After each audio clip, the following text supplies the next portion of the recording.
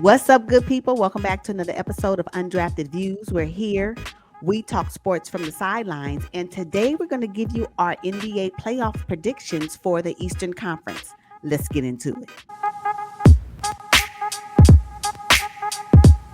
All right, so let's start with the Miami Heat and the Atlanta Hawks series now. This one, I don't know where to go or how to.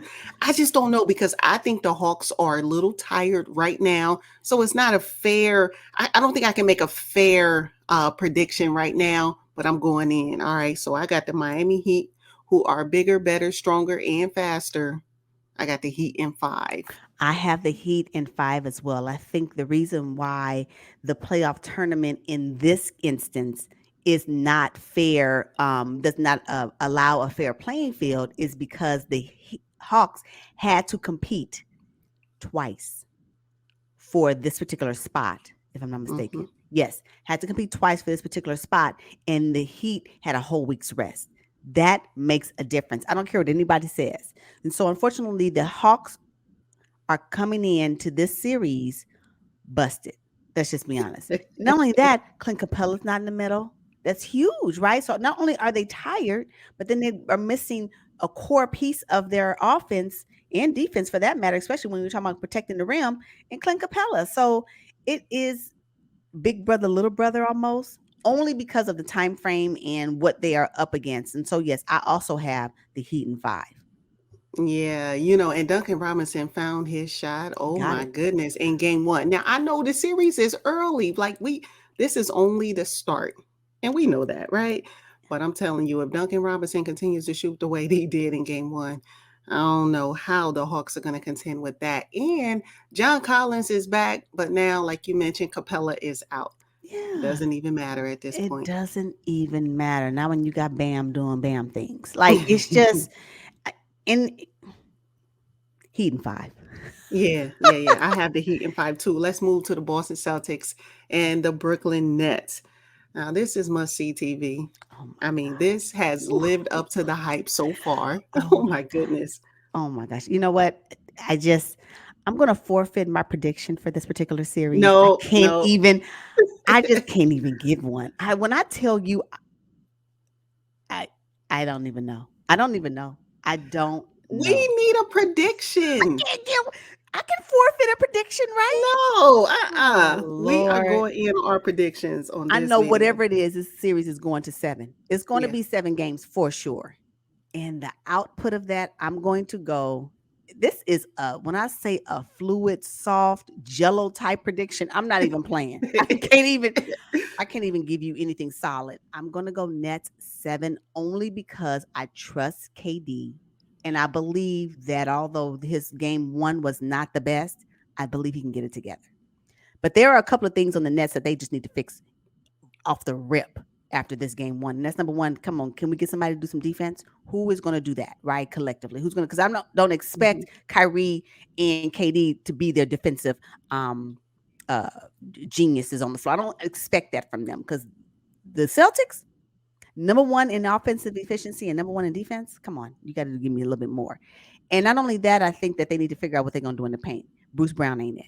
Not for that position, and not for this Boston Celtics team. So, but I trust that KD and Kyrie, the coaches of the Brooklyn Nets, will figure it out.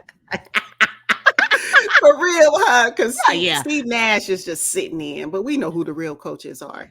Okay, so oh my God, I have the Celtics in seven, I'm not mad at it. I'm not but mad at it. if Ben Simmons come back, Oh. I got the Nets in No, seven. nope, Yeah, nope, yep. nope, nope, nope, nope, nope, nope, nope. Mm-mm. What?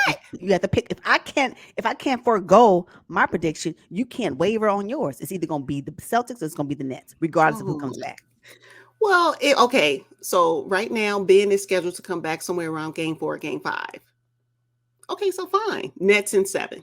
I'm holding firm. Gotta hope because technically I can give if nobody gets injured and hopefully Jalen Brown can breathe next time they play because his nose is jacked up. I'm just saying we can go on and on. So no, you got to hold firm. So yeah, you gonna say Nets or you gonna say Celtics? Nets in seven because I really believe Ben's coming back. Okay, so your Nets and seven is because of Ben. Yes.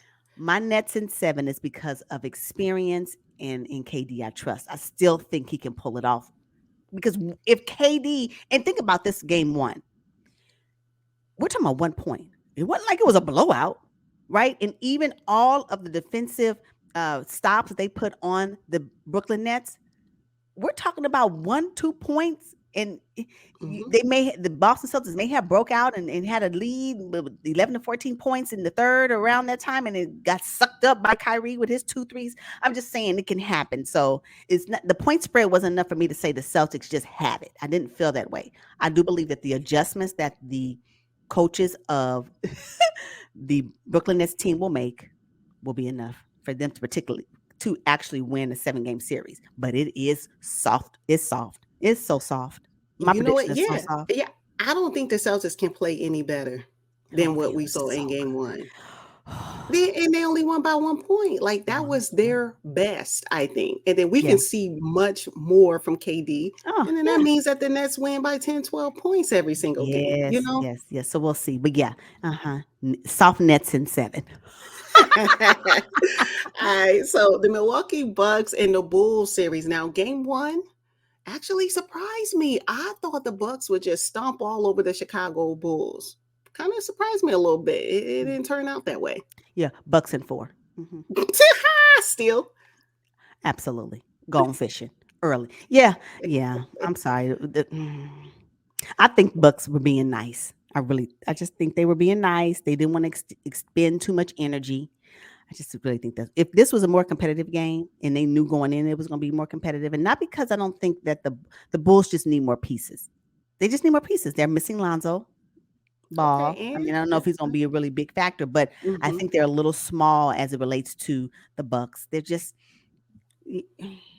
It's crazy though. Vooch went off in game one and still wasn't enough because DeMar couldn't find his shot. You know. So yeah, the Chicago Bulls, all three of them, Vooch, Levine, and DeMar have to be on in order for them to win, and it's probably not going to happen. I also have Bucks in 4. Nice little sweep, but it was competitive. Is all I'm saying. I thought it would cute. be like ridiculous, but it was competitive. Okay. All right, cool. All right, so the Philadelphia 76ers and the Toronto Raptors. Oh, wow, that Oh, series, the light has been dimmed based on absolutely. injury right now. Ugh, so Yeah. disappointed. Yeah, Scotty Barnes going out with the ankle, and I believe there's someone else Mhm, that's gonna be Thaddeus out. Young is out, Yeah, Gary Trent. Mhm, yeah, it just kinda and we're talking about at least game 2. So with that being said, I am gonna go with Sixers in 6. yeah, Sixers in 6. I will give the Raptors a couple of games. But mhm, that's it. That's it. That's it. Only because even if Scotty Barnes happens to come back in game 3 and 4, he is still going to be compromised a little bit. And he is a huge factor in the success of the Raptors, especially in this postseason run, I believe. So even though we have championship DNA on, with Van Fleet and OG Ananobi and Siakam, that Scotty Barnes is like the battery, to mhm. their offense and defense for that matter. And with him not being on the court, we'll see what game 2 looks like. But I think that, yeah, the Sixers may have an upper hand just because of that for me. What about you? Yeah, prior to the injuries, I had Raptors in 7, but since the injuries, I've since changed my prediction to Sixers in 6. Oh, okay. Yeah. Yeah. It's gonna hurt. It's gonna hurt because I really want to see the Raptors, get to the next level because their season started out a little rocky, and for them to be here right now in the playoffs, I mean that's commendable. But Joel Embiid and Maxi, they're just a little too much right now, especially for a compromised Raptors team. All right, you guys, we're gonna wrap up this episode on our Eastern Conference predictions for the playoffs. Make sure you drop down in the comments and let us know what your predictions are. And we will see you guys on the next one. But until then, Peace. peace out.